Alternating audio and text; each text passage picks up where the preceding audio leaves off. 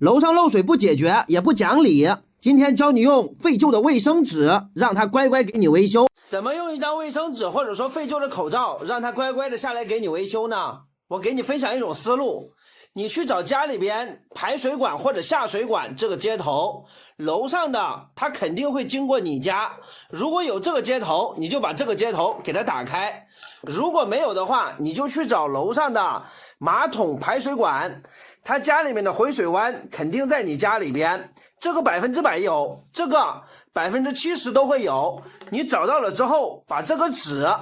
拿过来，或者说废旧的口罩，把它们卷在一起，